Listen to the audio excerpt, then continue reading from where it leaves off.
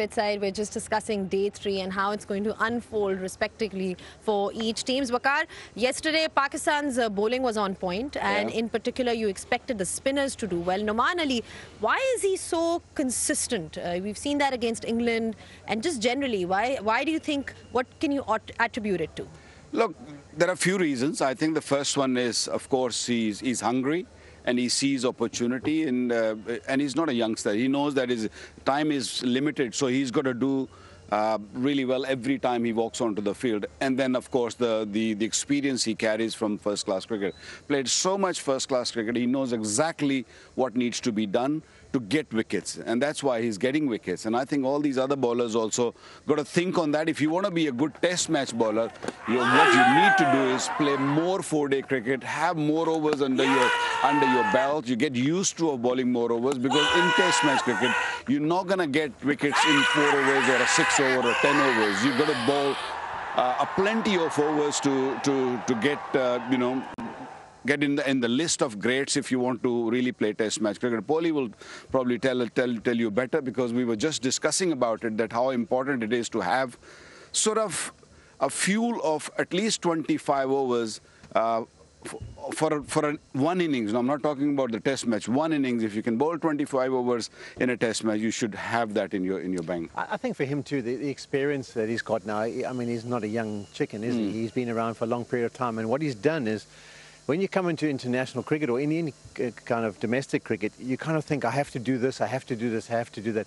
By the end, when you're more experienced, you actually realize you just got to keep it simple. Yeah. You just got to get up there and you've got to be accurate and you've got to be consistent. And if you are that, you'll get the results you're after. You don't always have to try something. And he understands that there's enough in that pitch. I don't have to make it do this, make it do that. I've just got to land it. And everyone's going to go on straight, odd one's going to turn. It's going to create enough variation, enough problems for the batters. I mean, you read that, Sajid and Noman last played their domestic game perhaps in February, March. It's been a long time since they've played any kind of first-class cricket since that time. So that kind of match practice, you saw Sajid Khan as well. What did you make of him bowling in different phases? Look, when you haven't played test of first-class cricket or a longer version cricket for a while, what happens is your body needs a bit more time to just gather the whole data again when you come back. And that's why I thought Sajid was a little bit rusty to begin with, but now he's just getting the hang of it, because he's also another one who's played a lot of first-class cricket and he knows exactly what needs to be done. He's probably not as effective as Noman, but he's so consistent and he's so resilient. He'll keep coming at you on these sort of surface and keep asking you questions. Paulie, they say that for a spinner, the more overs they bowl, the better they get. They find their rhythm, and that's perhaps it's also for fast bowlers as well. I mean, what do you have to say about getting that prep behind you? How does it work in South Africa, having those first-class games and domestic games to help you prepare? Yeah, I think both teams. I think, what did they get? 378, South Africa 216. I think there's going to be an innings here where the spinners really get it right and actually bowl the team out for under 150. I think both teams will be better served for having had an innings. They've now had a few overs under their belt. They understand what pace to bowl at, what areas to try and hit. I think you can get a better performance from South Africa second time round, and I think the same for Pakistan. I think this morning and also in the second innings, you're going to see better from them. From the fast bowlers' perspective, I hate to see it where you just rely on one form of attack. And I think the fast bowlers, they can play a role here today. It might be just a case of hitting hard back of a length with it scuffing up. The variation's going to be there. I think maybe rolling your fingers across it, not slow balls, but actual fast cutters, which grip into the surface and stand up. I think they can still play a role. So hopefully we'll see that as the game goes. Hassan Ali, I thought he was good yesterday. Yeah. I thought he was the most impressive of the two Pakistan seamers. Yeah, I was going to mention this. Hassan Ali is a prime example yesterday. Only bowled 4 overs, but he looked like someone who will get you a breakthrough.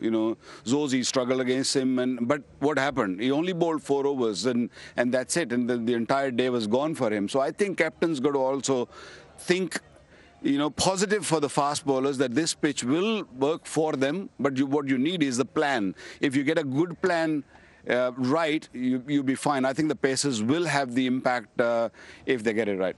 Right. It's time to move on to the predictions game, Paulie, because I think you two are making a great pair. Yeah. I think it's 4-0 so far. Yeah. 5 or 6. I've just lost the count now.